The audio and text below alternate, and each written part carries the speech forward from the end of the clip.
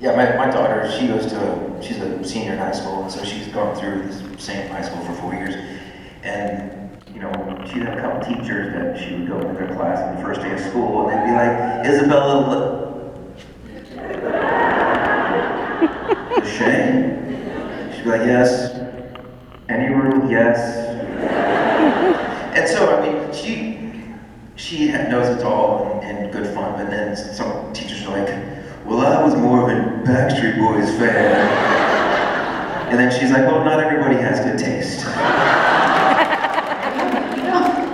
She takes after me. No, but they, like Jeff said, we're dads. You know, we're girl dads and boy dads. Boy dads. But you know, it's just kind of like we're the same ones that still have to take away the phones. We're still the same ones that have to help with biology and prob and stats and all that fun stuff. Well, what was life like for you guys when you took that period of hiatus? Was it hard to adjust to that? You mean the normal life? Yeah.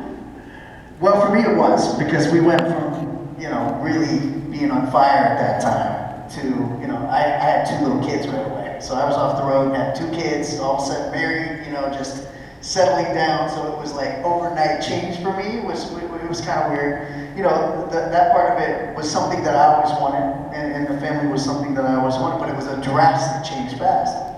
And also at that time, in the early 2000s, music changed, right? So it was a transition with what you're gonna do. So all of a sudden, you know, the type of music we were doing wasn't popular anymore. So it was what's my new job gonna be? So how am I gonna transition to behind the scenes? And that had to be a quick adjustment. So it was a kind of a culture shock a little bit, and a growing experience for me really quick, because I had a family immediately and had to continue to grind and figure out how to support and provide and do all that good stuff, and yet change what I had known for the last 6-7 years of my life, 24 hours a day, 7 days a week. That was a new adjustment, and it wasn't the easiest thing to do, but ultimately got through it and learned a lot in that process, and had no choice because I had to be a provider for my family. Yeah, my transition, I think, was a little different because I stayed on the stage for the most part.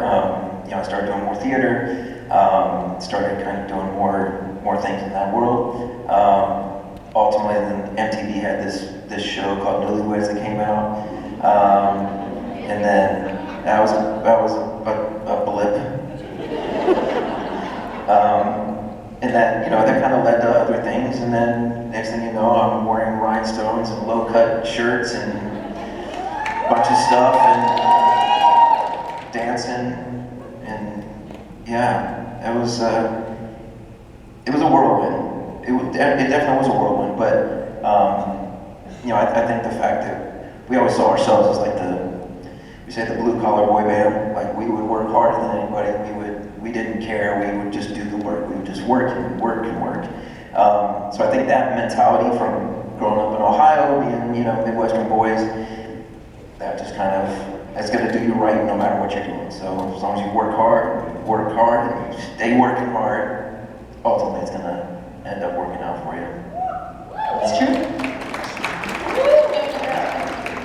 Well, I know you guys are working on something. I believe it's your master's, is that correct? What is that process like for you guys? How's it been going?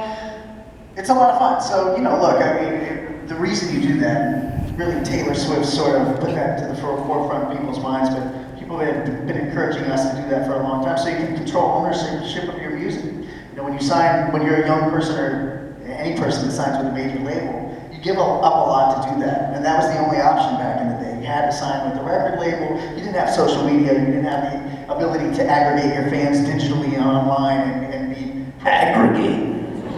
That's a new word. It's a big word. Aggregate your fans. Well, I mean, you didn't... Sounds dirty.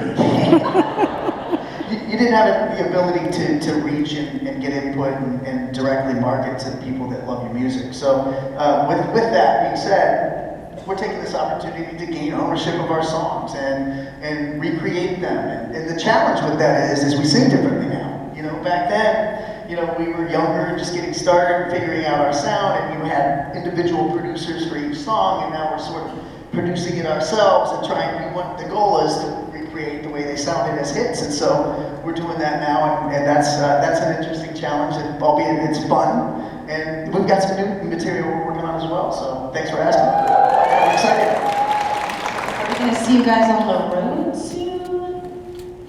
Yes. Yeah. I mean, honestly, we're doing Friends and Lovers. Yeah, Lovers and Friends, a big festival in Vegas. It's a huge bill. Everybody's on there. Janet Jackson to 112 to Tyrese and that's been a wildly successful show and festival the last few years, and we've been blessed and fortunate to have been asked to be a part of that. So that's one big show we're doing, and we have some opportunities to go overseas. We're still working that out, but primarily right now creating new material, and then once we get that in the can the way we like it, release it, and probably formulate something when we're back on the road and getting out to our fans and doing shows, which we love. That's our favorite. So excited. All right, well, should we open it up for fans to ask some questions? And by the way, Dory's doing a great job, by the way. She was not supposed to be our moderator. She just rolling with the punches on this one. Give her a round of applause. Thank you. All right, gang, if you want to ask the question,